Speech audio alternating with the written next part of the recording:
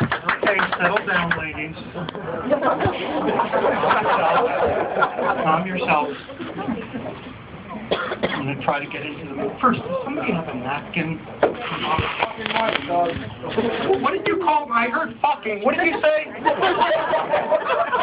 First of all, could you, like, maybe dim those and turn up the lights, somebody, so I can see who's out there? You know, I'm not... Can you turn the spotlights off, too? And just have, you can come and yell at me when my time is up. We don't need the little red light flashing at me. They're still on, aren't they?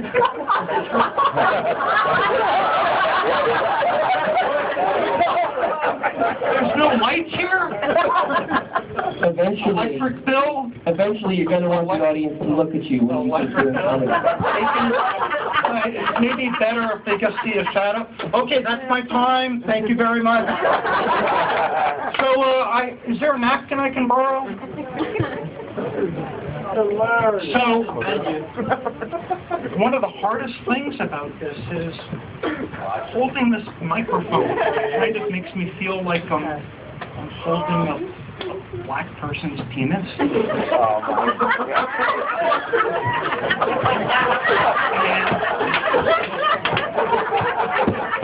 Did I say that out loud?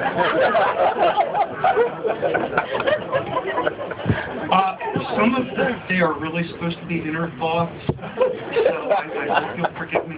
Anyway, I do have OCD also, Rick, I'm with you, and please don't take this personally, but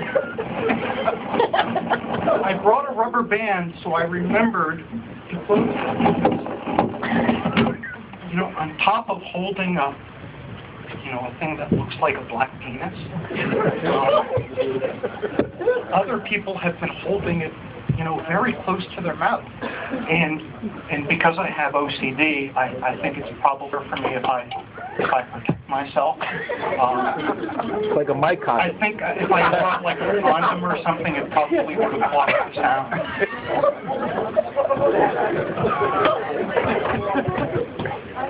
Okay, so I should probably not really go into a routine since I seem to be doing better this way. And it's actually pretty good because last time I did a routine and I couldn't get through it, I had like 50 things on a piece of paper, I got through nothing. Would you shut up over there? I'm doing comedy. I'm trying to be funny.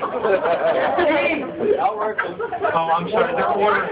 Is this on my time or yours? If you're really, you're making money off of this interruption, I think I should get an extra 15 seconds.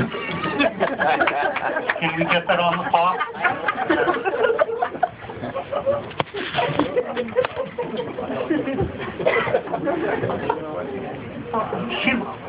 You think it's funny me doing nothing, and your friend here is like giving me a secret book. Anyway, the reason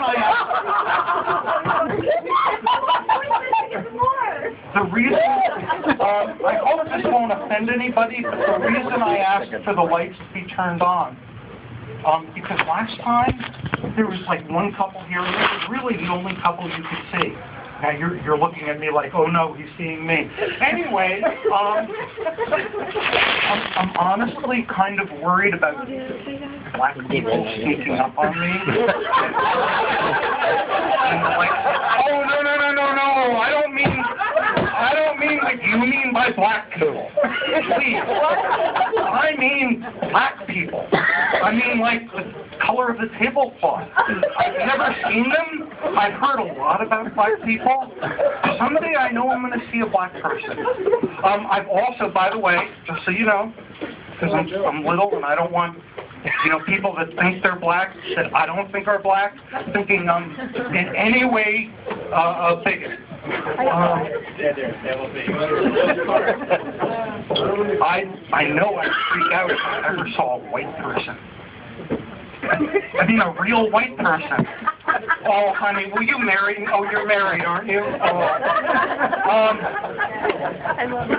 So, if I ever saw a real white person, has anybody here seen a white person? Like a real white person? Oh, and you you know Kevin Costner? Sorry, that's you know that joke? You're like the whitest person I know, and I know Kevin Costner? Never mind. Anyway, if I ever saw a real black or a real white person, I know I'd kind of freak out. I once saw a blue person at an airport. Really blue. I mean, his skin was blue. Evidently, there's a thing where people eat silver to cure their health problems. Only little side effect is they're blue. And I was thinking, imagine going to an interview as a blue person. You wouldn't put it on the resume, but I imagine you wouldn't get a lot of jobs other than on the internet. To be a smurf. Speaking of the internet, I spend a lot more time on the internet than I should. But I don't want to talk about that. I've got to talk about Jews.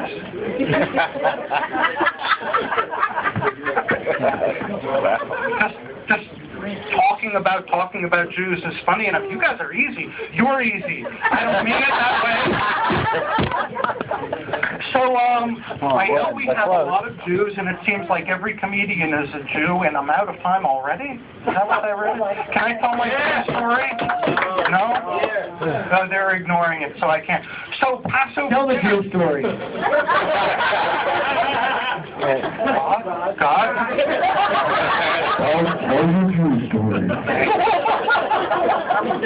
Passover dinner.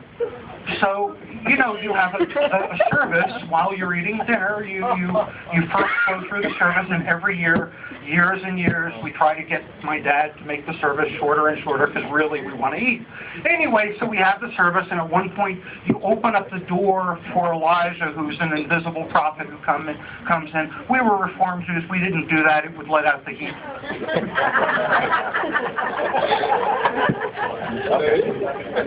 So, and then you go through the stories of how tough Jews have had. And they've updated the Haggadah, the prayer book, where now instead of just talking about how Jews were enslaved in the land of Egypt, which evidently historically might not be true, but we hold on to it, we talk about the Holocaust and, you know, the brutality of the Holocaust. And, you know, the next part of the service is over, and Mom says, okay, let's eat.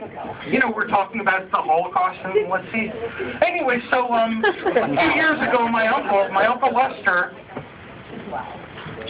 sometime during the service, Uncle Lester is maybe 90 years old at the time. Now he's 97, or as he puts it, I'm going to be 98.